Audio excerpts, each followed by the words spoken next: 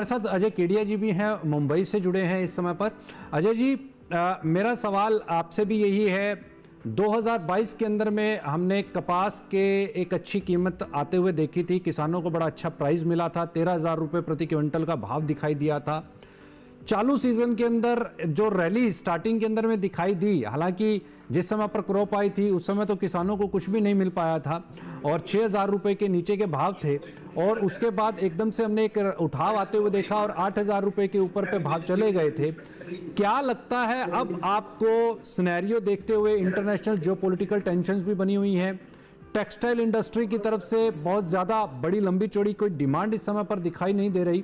उम्मीद जताई जा रही थी अभी 2-3 महीने पहले कि एक बार फिर से हम इसको 13,000 रुपये और 15,000 रुपये जाते हुए देखेंगे, लेकिन अब के सिनेरियोज को देखते हुए, जियोपॉलिटिकल सिनेरियोज को देखते हुए आपको क्या लगता है, 13,000 रुपये 15,000 रुपये का जो हाइपोथेटिकल फिगर है, क्या वो किसान देख पाएगा?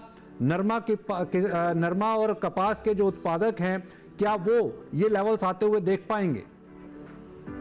नमस्कार सूर्य जी। देखिए, कॉटन एक ऐसा मैटर रहा है, हमने पिछले 4 सालों में काफी बड़ा उतार चढ़ाव आते हुए देखा है। हमने देखा, पहला चीज जैसे मैंने अभी सुन भी रहा था कि प्राइजेस के जो एरिया है या प्रोडक्शन है उसमें इंडिया में काफी कमी दिखाई दे रही है। लेकिन आप ये देखिए, कोविड के समय में जो हमने एक जंप मारा था उसका एक कारण था ये इंटरनेशनल में क्रूड के प्राइसेस बढ़े थे। जब हमने पॉलिस्टर या मैनमेड फाइबर के भाव बढ़ते तो कॉटन को सपोर्ट भी मिला। हमने इंटरनेशनल में लगभग 140-45 सेंट भी आते हुए दिखा।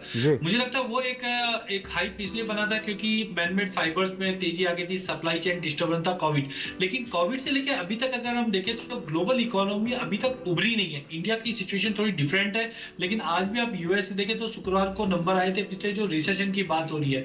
यूरोप में भी वैसा ही सीन है। अगर हम यूके की बात करें वहां पे भी है। जापान में तो हमने अभी रिवर्स कैरी ट्रेड की वजह से जो बड़ा फॉल देखा, उसी का स्पिल ओवर हमने देखा। चाइना है, उसके नंबर खाए। तो जो बड़ी बड़ी इकोनॉमी थी वो कोविड के बाद से अब तक उभर ही नहीं पा रही। ऊपर से जियोपॉलिटिकल टेंशन, चाहे रशिया यूक्रेन की बात करें, मिडिल ईस्ट की बात करें, जिसकी वजह से जो एक्चुअल में जो डिमांड होनी थी वो अब तक पूरी लेवल अप हुई नहीं है, प्री पैंडेमिक के उतने लेवल पे पहुंची नहीं है और अनसर्टेनिटी बनी हुई है। इसके अलावा हमने देखा कि प्रोडक्शन को लेकर अनसर्टेनिटी है।